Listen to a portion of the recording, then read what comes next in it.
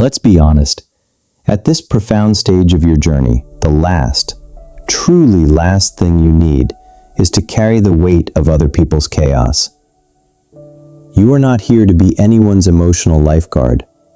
You are not here to sacrifice the inner calm you fought for simply to satisfy empty promises or to bear a guilt that was never yours to begin with.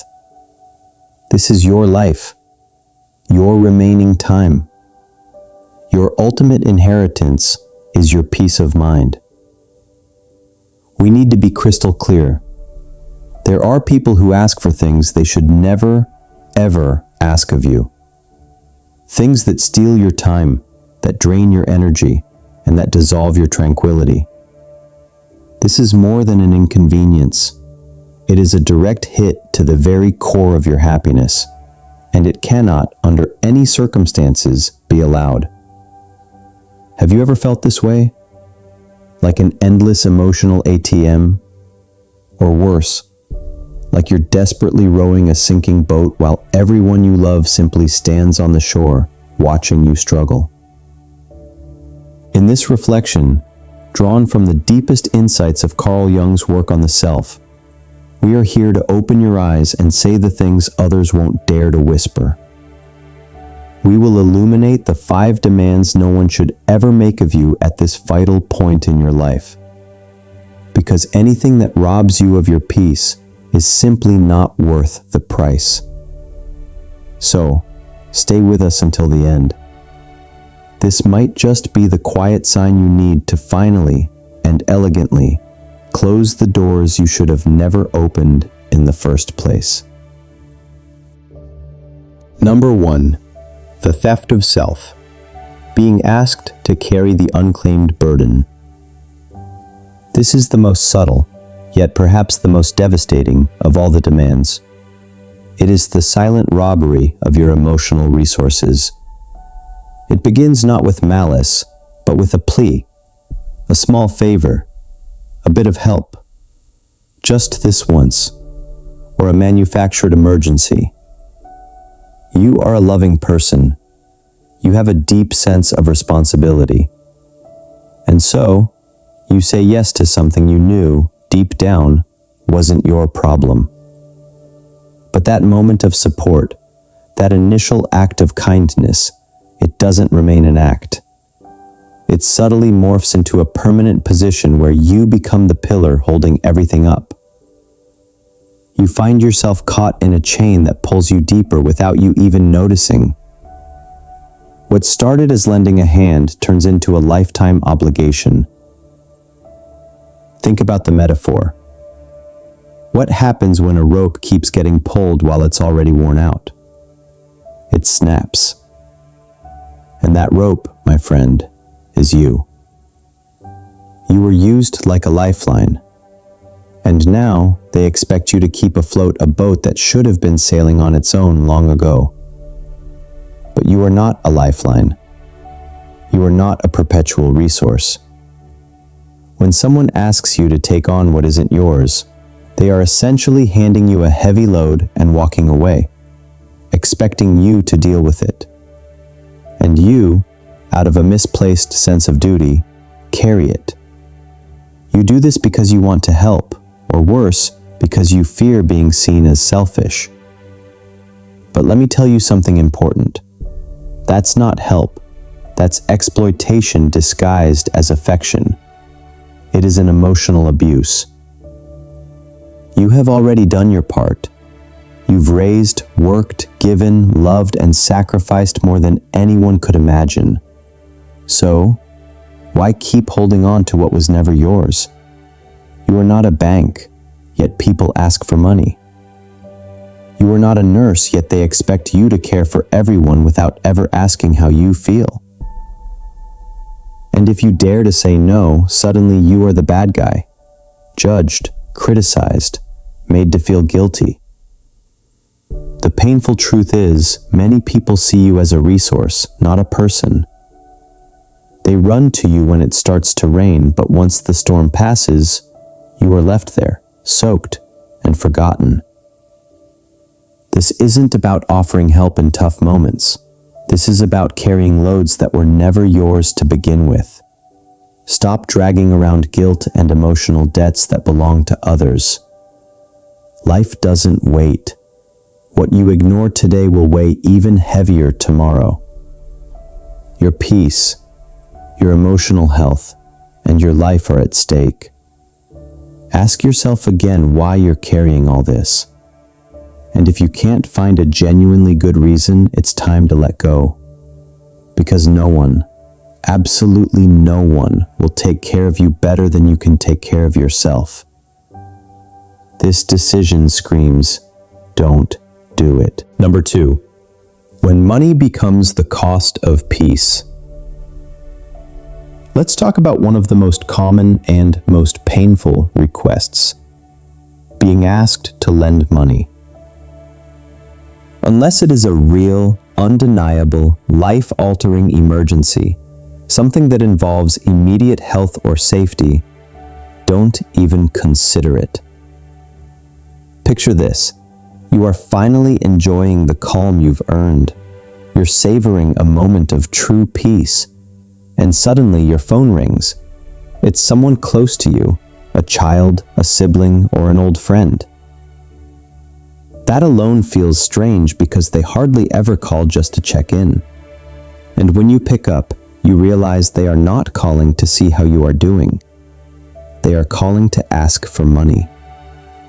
What seems like a simple act of kindness, a temporary loan, can rapidly turn into a bottomless pit. This is how a story begins that no one wants to live. Lending money at this stage of your life is like handing over the keys to your house and simply hoping they come back untouched. But how many times have we heard stories where they don't? It's a sad, hard truth. Once you lend money, you often surrender your peace of mind, your emotional stability, and sometimes even your trust. It is a direct hit to your happiness.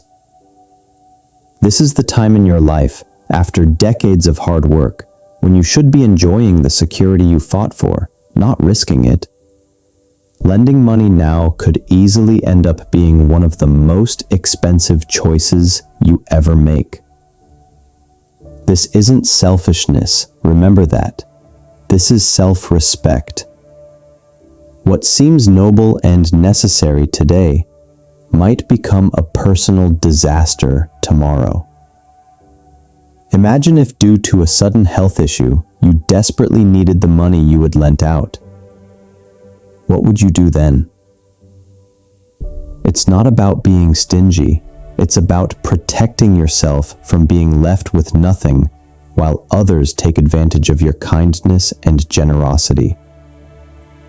You must realize that what begins as a simple request for help can end in unnecessary, deeply painful consequences, a direct hit to your well-being. It's like leaving your door wide open, hoping no one walks in and takes what's yours. By the time you notice, it's too late. Anything that robs you of your peace simply isn't worth it. And then the emotional blackmail shows up. But if you're my father, my brother, you have to help me. You're made to feel trapped, manipulated by guilt, as if saying no is an unforgivable sin. But let's be absolutely clear. You are under no obligation to save anyone if it means drowning yourself in the process. You are not at an age to start over financially from zero. It's a risk you cannot afford to take. If someone only shows up when they need something, ask yourself, is this really love or just dependence in disguise? Someone who truly loves you would never put you in a position where you have to choose between your own stability and their convenience. Your peace is priceless. Number 3, the siren call of conflict, engaging in battles you didn't start. Imagine this scenario. You have finally reached the shore of peace. After all you've been through, all the struggles and sacrifices, you envision a life of calm, enjoying the fruits of your labor, finally having time for yourself. But then suddenly someone comes along and asks you to step into a family conflict. They want you to be the mediator, to fix a fight you didn't even start. Perhaps it's a son or daughter saying, "Mom, Dad, you have to talk to your brother, things are bad. Can't you do something?" And without thinking, you throw yourself into it, like a referee on a battlefield that is not even yours. You believe your wisdom, your love, or your experience can somehow bridge the chasm between them. But once you step in, you suddenly find yourself in the eye of a storm you never saw coming. You sit there helpless, watching something you hold dear, be it your family unit or the memory of your efforts, become a source of division. It's a tragedy because even when you try to mediate with the best intentions, all you end up doing is fueling the fire, giving them more reasons to keep fighting, to grow further apart. In the end, you come to a painful realization. You cannot fix what's already broken by allowing it to break you. And the worst part is, while you wear yourself out trying to solve something that isn't truly in your hands, the price you pay is enormous. Your peace of mind, your happiness, even your health begin to unravel. That's when the harshest lesson hits. You lose yourself in a desperate effort to help others find a path they are unwilling to walk.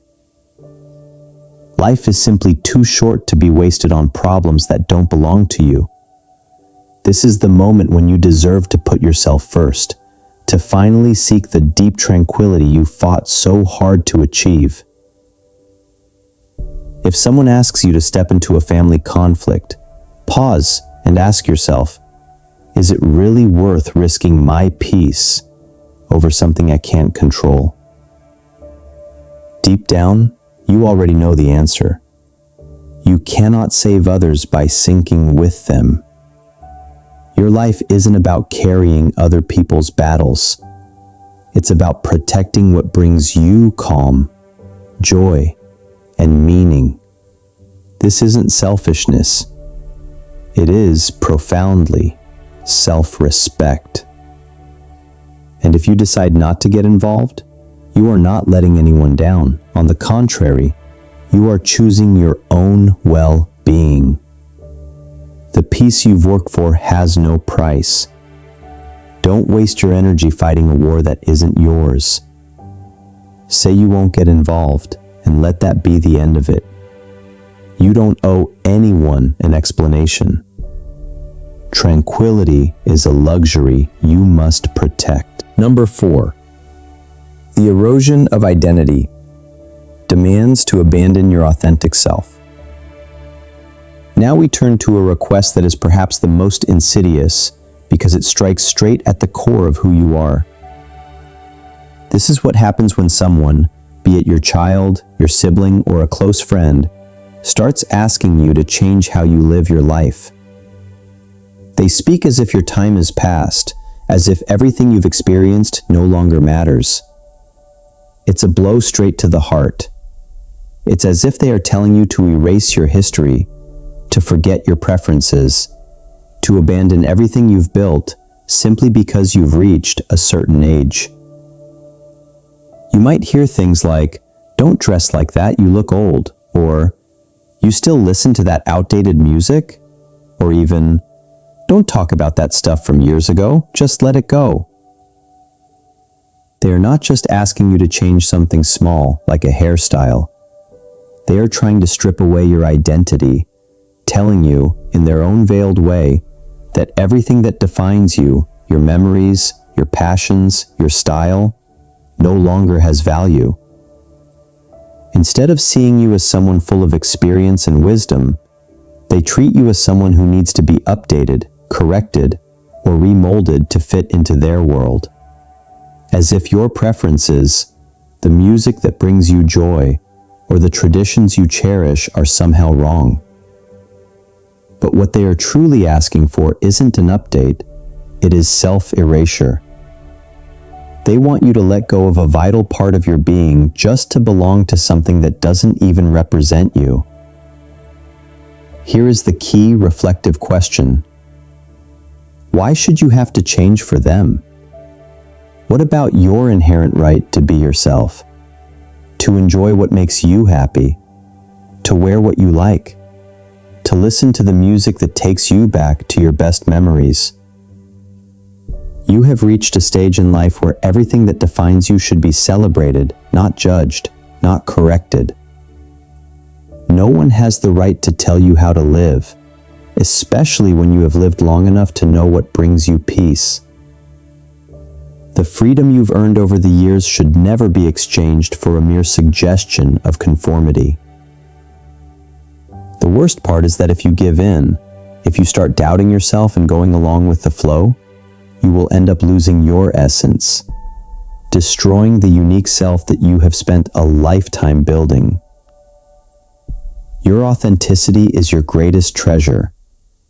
Do not trade it for anything or anyone. This is not about making a small adjustment.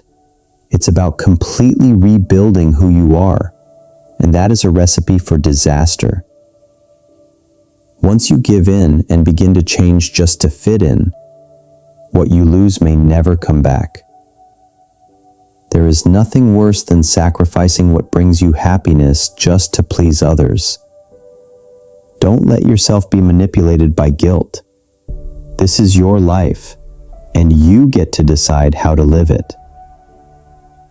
If your habits, your way of living, or the things you love make you feel good. Number 5.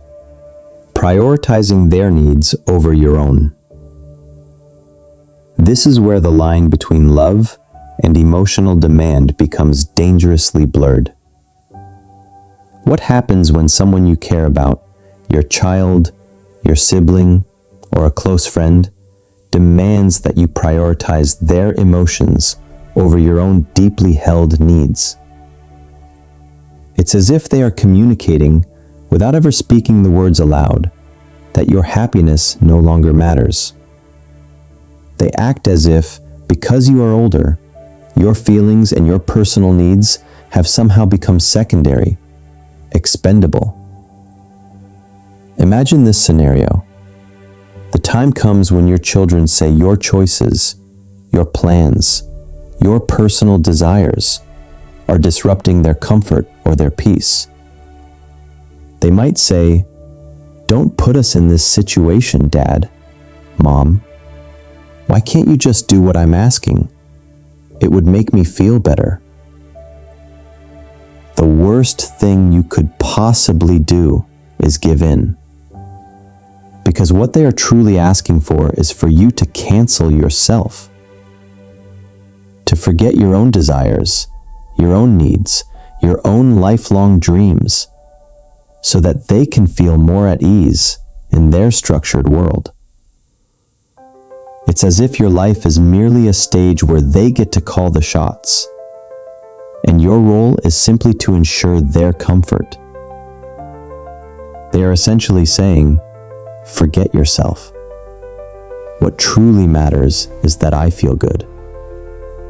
That is a direct and crippling hit to your happiness. The moment you comply, you end up dimming the light of your own life just so they can shine unimpeded. You must not allow that. No one has the right to ask you to set aside what makes you feel fulfilled. Who decided that your well-being should be contingent upon the emotional state of others? Every time you face these kinds of demands, it's a quiet message being sent to you that you don't deserve happiness, that your own needs are irrelevant. They say, "Do this for me." But the truth is, if you give in, you will realize too late that the damage is already done. You will have sacrificed something incredibly valuable: your inner peace. The calm you built over years through every lesson learned and every challenge overcome. You cannot keep living as if you are merely a supporting character in someone else's story. You might feel trapped, as if your own needs no longer matter simply because someone else can't handle their own emotions or discomfort. Don't let that stand. Your life is yours, and you must always remember that you and only you decide how to live it. This isn't selfishness. It is the truest form of self-love. If you don't respect yourself, if you don't prioritize your peace, who will step in and do it for you?